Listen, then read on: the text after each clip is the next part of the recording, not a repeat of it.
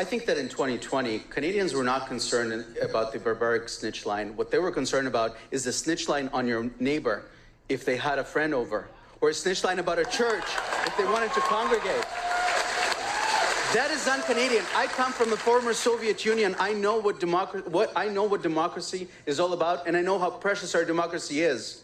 And the fact that the conservative movement failed to stand up for democracy is something that is going to remain with us for a generation. It's among the loudest voices that you were not one of the loudest voices, Mr. Poilievre. You were not one of the loudest voices. In fact, you did not speak up until it was convenient. Actually, that is not true, Madam Lewis. You did not even go to the trucker protest. You actually went and you took a picture in your neighborhood at a local stop. Let's hear from you Mr. did not Poilievre, speak up for the truckers, and you did not speak up the loudest, Mr. Poilievre. Now, Mr. Charest learned about the trucker convoy on CBC, like other Liberals, and he misrepresented them.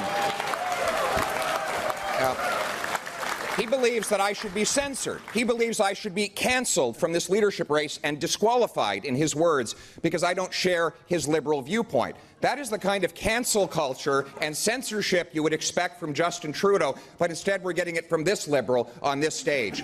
You know, this whole situation with the vaccine mandates, the truckers' convoy, never should have happened in the first place. Leadership would have engaged people. It should never have happened in the first place. And the fact of the matter is this. Justin Trudeau used vaccines and vaccine status to divide Canadians in a corrosive, disgusting political display to win votes. And what we cannot do as a party is continue with the divisive, polarizing rhetoric that Justin Trudeau has been using for 7 years. It's disgusting. It's ripping our country apart.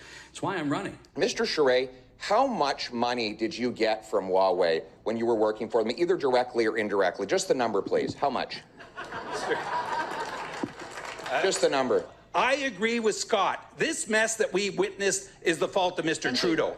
But Mr. Poilievre, during that period, supported an illegal blockade. You cannot make laws and break laws and then say I will make laws for other people. I'm sorry, but that is a question of basic foundation and principles in my life. What do you say to the large number of Conservatives and Canadians who simply don't want to have a debate about abortion?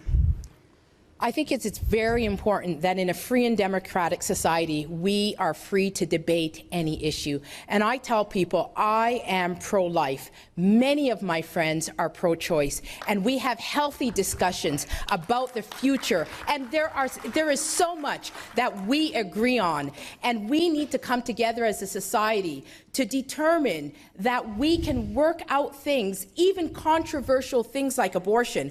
I still don't know where these gentlemen stand on this issue. I don't know whether they're pro-life or pro-choice. And the media will hound them. For example, Mr. Pierre Poilievre has ran from the media the last few days because he doesn't want to declare whether he's pro-life or pro-choice. So I'm wondering if you can set the record straight. Are you a Conservative? Thank you very much. And Roman, thank you for your comments. And Leslyn, I have a deep respect for the position that you hold on the issue of abortion. And I want to say a word about social conservatives tonight, because we may not agree on all issues, but who are the people who call themselves social conservatives? And I'm not a hyphenated conservative. But who are they if not people who have a faith-based life, believe in their families and their communities? Sounds like pretty good people to me. And they are part of our family, and they will always be part of our family, and they need to be respected. CBC News is no longer news. It's a communications arm for Justin Trudeau. How can media objectively cover the government when the government signs their paycheck?